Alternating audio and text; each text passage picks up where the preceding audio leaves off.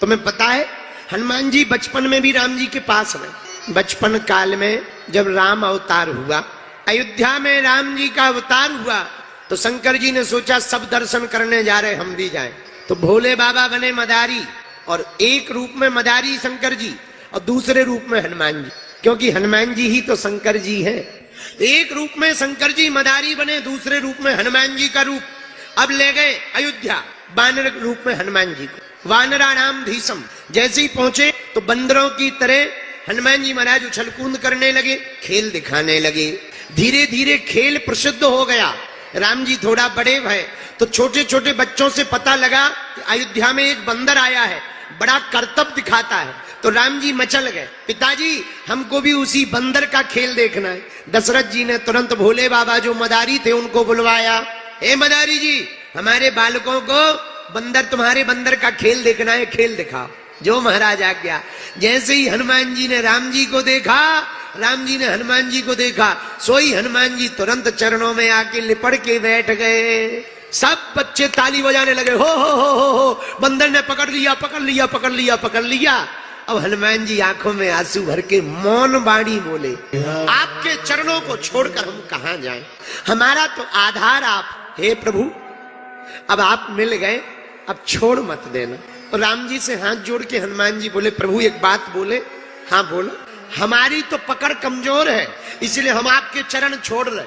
हमने सुना आपकी पकड़ मजबूत है, तो आप पकड़ो। मेरे श्रोताओं, मैं एक प्रार्थना करूं, तुम भगवान को पकड़ने की कोशिश मत करो। भगवान से कहो कि तुम हमें पकड़ो, क्योंकि हम लोग तो वासना के चक्कर में या लालच के चक्कर में छोड़ सकते हैं, पर भगवान की एक आदत है, एक तो वो पकड़ते नहीं है, पकड़ते हैं तो फिर छोड़ते नहीं। तुम भगवान से मेरे पागल एक और प्रार्थना करें। बहुत से लोग भगवान के दर्शन करने के लिए आते हैं। हम निवेदन करें, तुम कथा में इसलिए मत आओ कि तुम्हें भगवान के दर्शन मिलेंगे ना।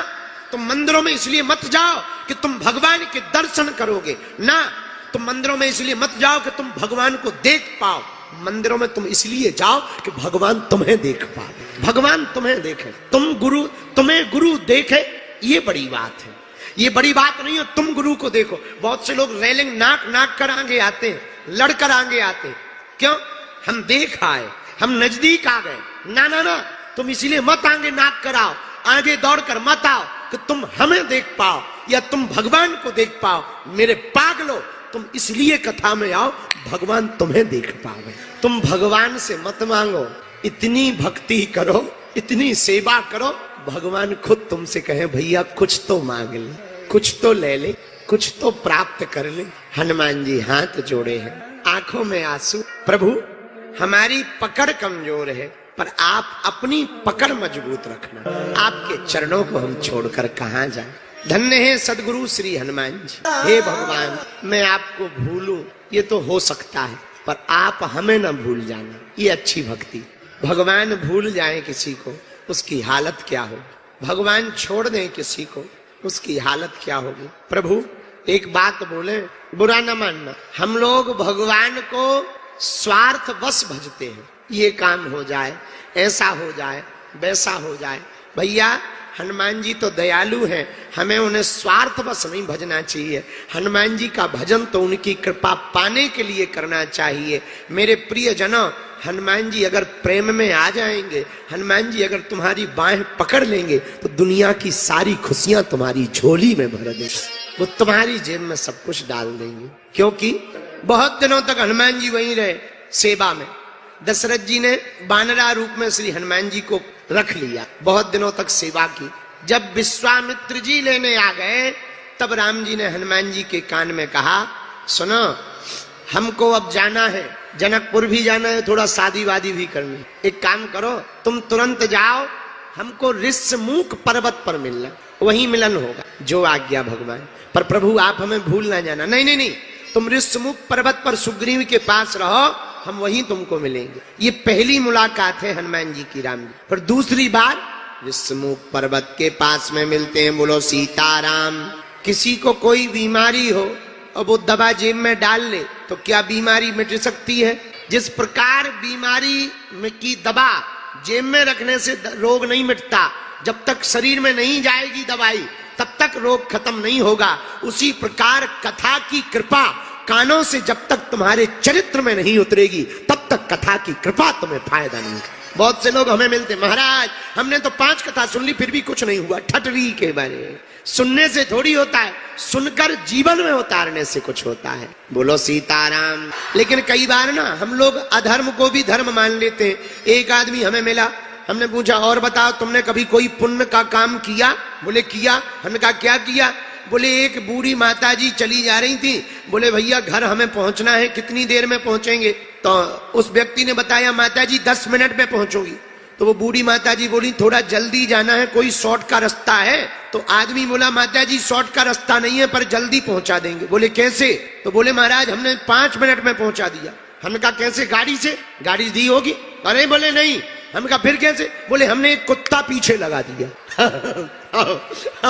बोले हमने कुत्ता पीछे लगा दिया। 5 मिनट में माताजी घर पहुंच गई।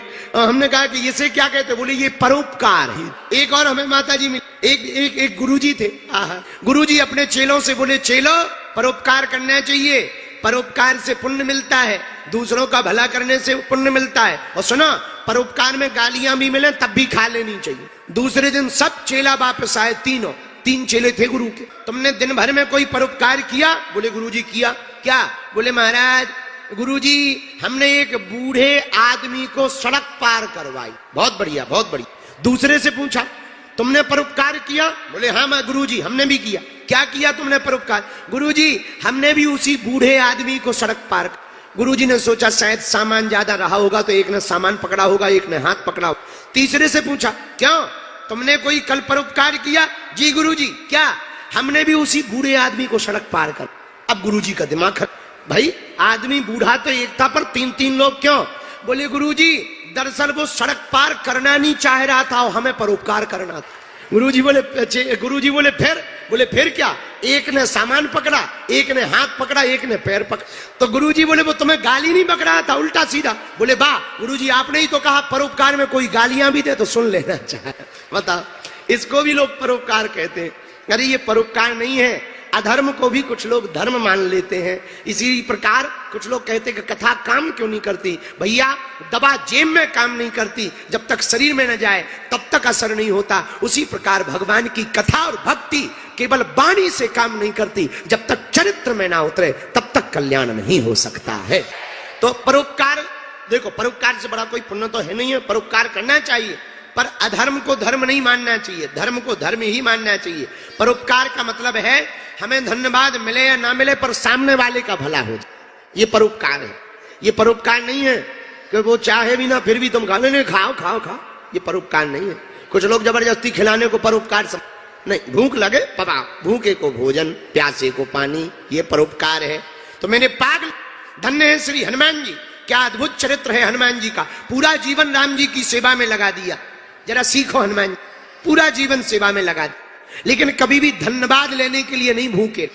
लंका से जब लंका जलाकर हनुमान जी वापस आए तो सब वानरों ने बड़ाई करी, वाह वाह वाह वाह वाह, जानकी जी की खबर ले आए, समुद्र पार हो गए, वाह भाई वाह, अरे फूल माला ले आओ, फोटो खिंचवाओ, अखबारों में छपवाओ। ना ना ना, हनुमान जी पीछे, कोई फोटो वोटू नहीं। हम लोग थोड़ा सा भी काम कर दें तो फोटो का वीडियो रिकॉर्डिंग करवा, और अगर कोई बगल में खड़ा हो जाए तो धक्का दे, हम आ गए थे, तुम आ गए, हमने जान हथेली पे लगाई। पर धन्य है बजरंग बली, इतना बड़ा काम करे आए। बानर बोले क्या गजब का काम किया? हनुमान जी बोले हमने नहीं, प्रभु ने किया। राम जी ने पूछा, ए हनुमान जी महाराज लंका कौन गया? हनुमान जी बोले आप। राम जी बोले देखो ऐसा मत बोलो, गए तो तुम हो।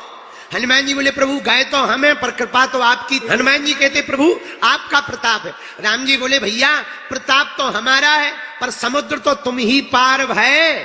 हनुमान जी बोले प्रभु समुद्र हम जरूर पार भय पर मुद्रिका तो तुमने ही दी थी, तो हम तो मुद्रिका पे बैठ के गए हैं, अंगूठी पे। हवाई जहाज तो आपने ही, हम तो हवाई जहाज पर बैठ कर गए। राम जी बोले चलो ठीक है हमने मान लिया, तुम अंगूठी पर बैठ कर गए। पर हनुमान जी एक बात बताओ, हाँ लंका तो तुमने ही जलाई? हनुमान जी बोले हमने नहीं जलाई। बोले किसने? बोले पूंछ ने। तो हनुमान राम जी बोले पूंछ भी तो तुम्हारी है? बोले नहीं, आगे ही राघव मेरे हैं, पीछे है पूंछ, रहस्य है भारी, बंदर को भला पूछता कौन है? प्रभु राम से ही तो है पूंछ हमारी। हमारी पूछ थोड़ी है, पूछ तो तुम्हारी ही है। तो राम जी बोले वाह, फिर भी चलो कोई बात नहीं, पूछ हमसे है पर पूछ तो तुम्हारी है, लंका तो तुमने ही जलाई। हनुमान जी बोले हमने नहीं जलाई। बोले किसने जलाई? हनुमान जी बोले 5 लोगों ने। किस किसने? नाम बताओ, FIR होनी।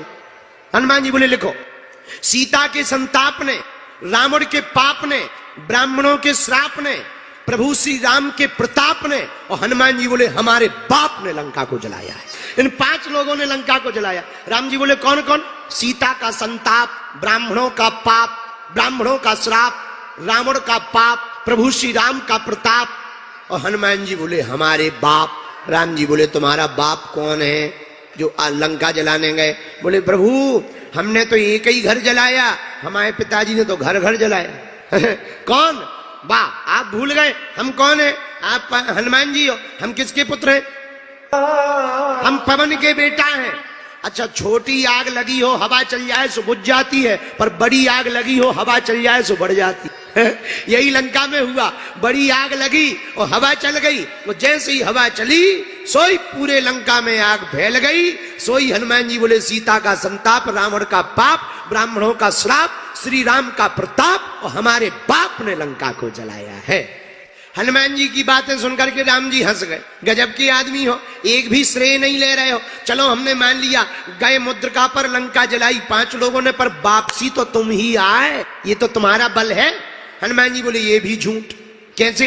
बोले सही याद करवा दिया प्रभु, हम गए थे मुद्रिका पर, वापसी में हमारी हवाई जहाज धल ली माता जी ने।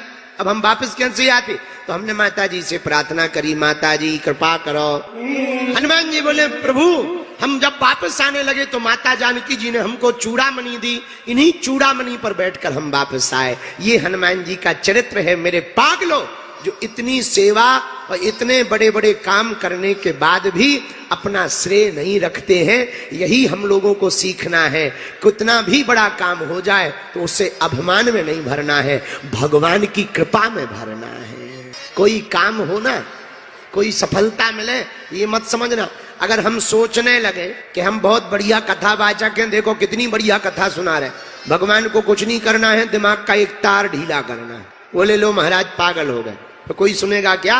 तुम लोग टमाटर और मारोगे। और तुम लोग सोचो, ये यजमान सोचे कथा आयोजक, तो वाह देखो हम बागेश्वर बाबा को बुलाकर कथा करवा रहे, भगवान को कुछ नहीं करना है, एक मौसम खराब करके पूरा टेंट ही फिकवाना है। लो हो गई कथा, बोलो सीताराम।